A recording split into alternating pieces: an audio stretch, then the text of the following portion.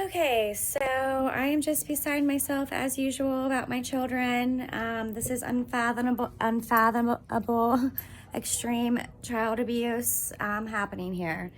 And I have been dealing with this crap nonstop for over 2 years since he stole my children. So I have no way of doing anything. The courts won't help me. They only hurt. I have to tell what's going on. I mean, it's absurd, it's constant, nonstop.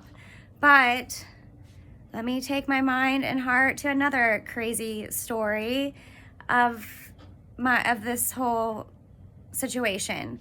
And that is when I was on the run, laying low, following Blaine Jones' advice, tripping out, driving around, all around. After I lost my kids and those wiretapping charges came out. So, I had a heart attack, I think, while this was happening. And when this happened was when Geno I called me. So, okay, so I had not talked to Jen in over a year, at least a year, maybe a year and a half. We were no longer friends. And this is not the first time that we have became not friends since I met her, because I met her shortly after I moved here, a long time ago.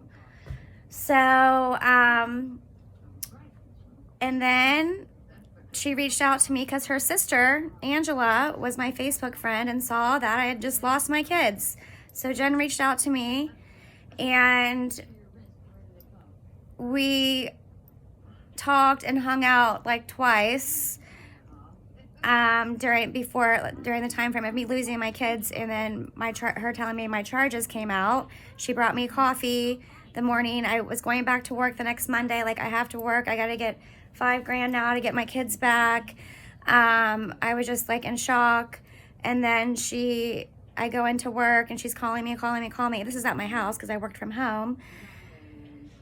So anyways, and then that's when I found out she's like, you need to run now. You're about to be arrested at any time. I just did not understand, So, because she looked up my record because I already had this strangulation hanging over and she was what? Okay, so anyways, then I'm driving all around. I get Blaine Jones and he says, continue laying low. We're supposed to go.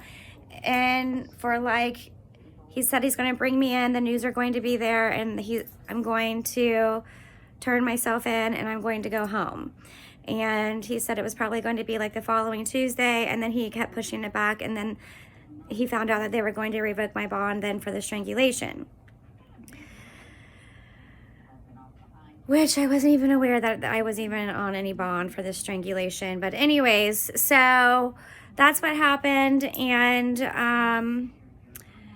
then I got stuck in, but while I was on the run, I was thinking a couple things. Like when I was in jail too, and I was trapped in there after Blaine wasn't my attorney, and the probation or the public defender office will not get back to me in jail.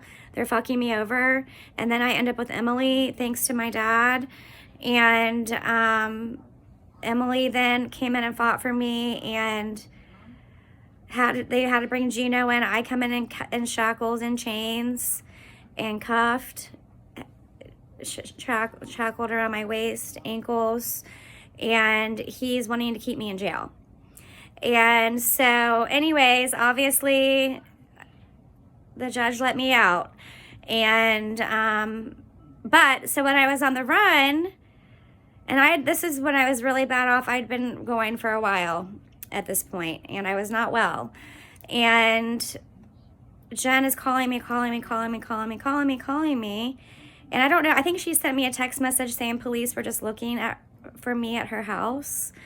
So it's possible that they were, but I just don't know why they would be, because for one, I was only friends with Jen for 2 days after not being friends with her for a year and a half.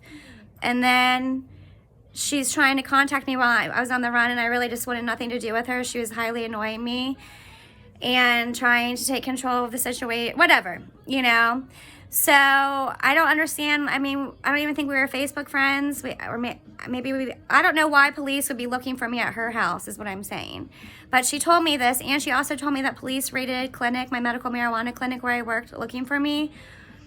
Maybe they did. I don't know. But she has like this whole story. And when she told me this, I was driving my car and I had a heart attack, and I felt, I mean, my heart was pounding in my chest as hard as it possibly could. And God, it hurt my arm. And then I somehow just pulled off the highway into a parking lot and let this heart attack like finish out. And then that's when I'm on the phone with her. She's like, yeah, I gotta get an attorney. Blah, blah, blah. Police showed up at my house. I was feeding Madeline, and like 3 men in black come knocking on my door. And she sees them walking through the yard, her yard first. And then they came to the door, which that seems weird too, but I don't know. But I was working for Joe and Ben.